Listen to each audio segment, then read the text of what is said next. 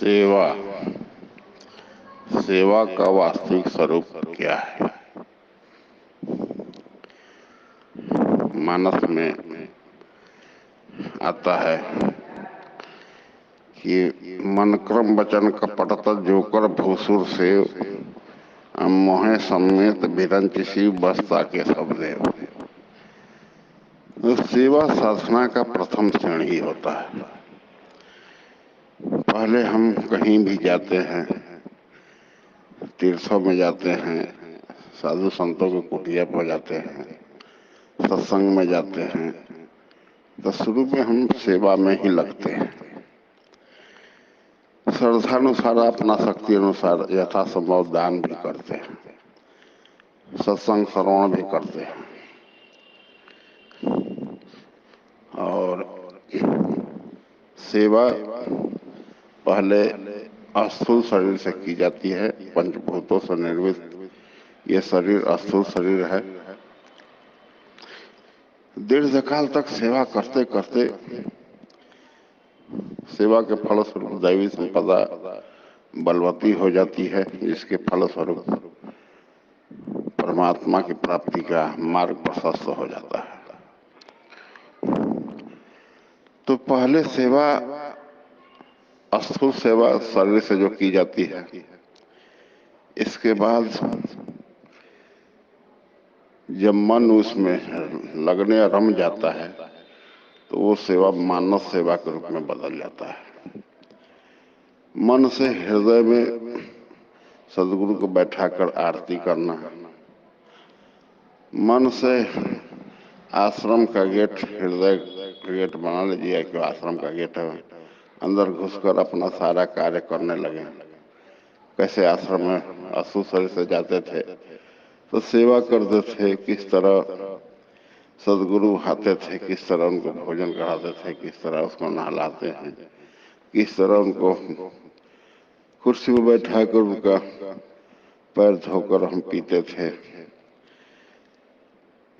यानी किस तरह उसमें जो भोजनालय है वहां जाकर किस तरह सेवा किया। कोई भी कुटिया आश्रम में थोड़ा बहुत फूल फुलवाड़ी खेती बाड़ी भी होता रहता है, वहां जाकर मैंने क्या क्या किया। गुरु पूर्णिमा आया था, किस तरह का मैंने सेवा किया। तो जो सेवा अशुद्ध शरीर से किए रहते हैं वही सेवा मन के सूरत से, जब मन जिस माध्यम से भजन में, सेवा में और उनके धाम में लगा रहता है, उसी का तो नाम तो सत्संग है। पहले सत्पुरुषों का संग वास्तविक सत्संग कहलाता है। तो सत्पुरुष मिलते हैं तो ये सब क्रिया बताते हैं।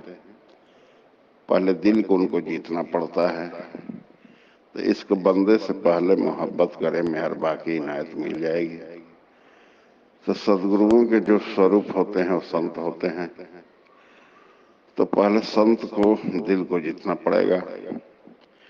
जब वो संत का हृदय कैसे जीता जाए, तो साधु वही जो सेवा जीते, सेवा सदगुरु पावे।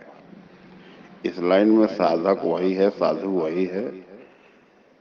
तो पहले सेवा से उनको दिल को जीतना पड़ता है।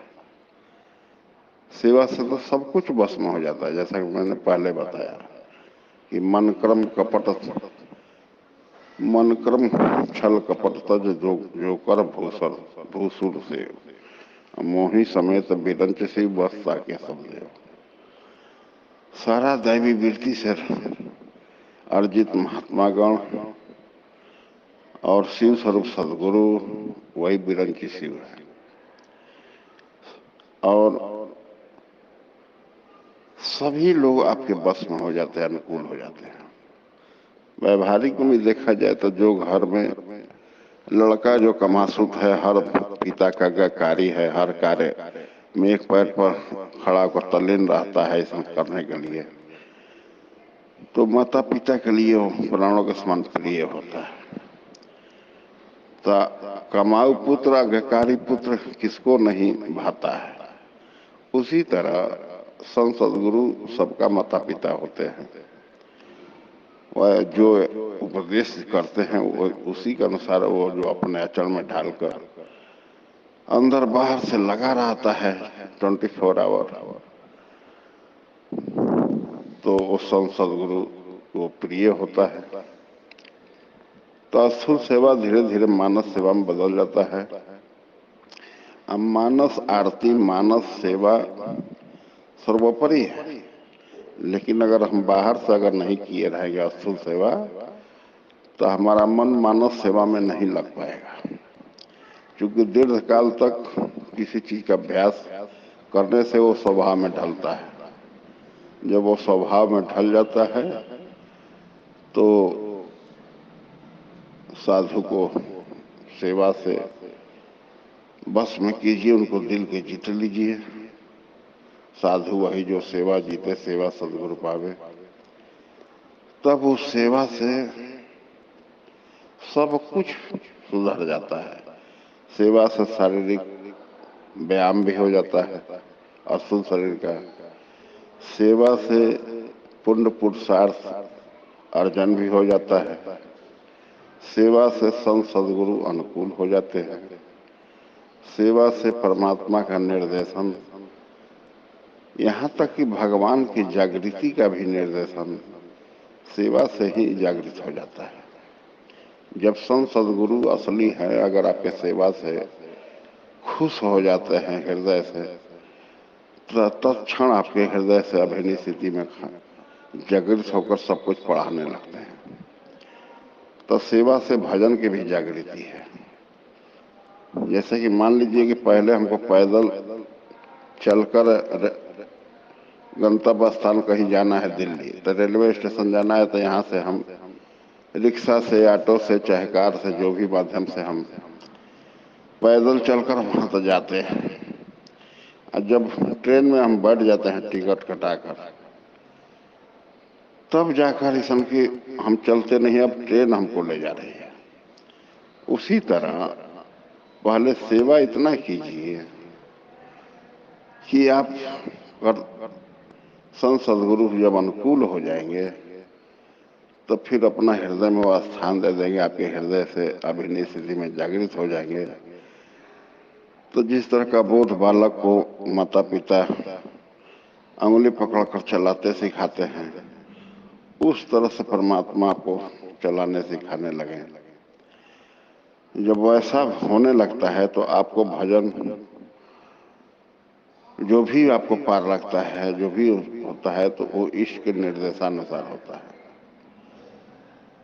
और एक अवस्था ऐसी आती है कि जपते जपते, भजन करते करते, सेवा करते करते आजपा का अवस्था में भजन बदल जाता है। आजपा के परिपक्व अवस्था आने पर मन की विजेता अवस्था आ जाती है। मन जल भी जाता है, मर भी जाता है, और परमात्मा तत्क्षण अपने में दर्शन स्पर्श और प्रवेश दे देते हैं। तो कहने का मतलब है कि शुरुआत में हमें सेवा से ही लगना पड़ेगा।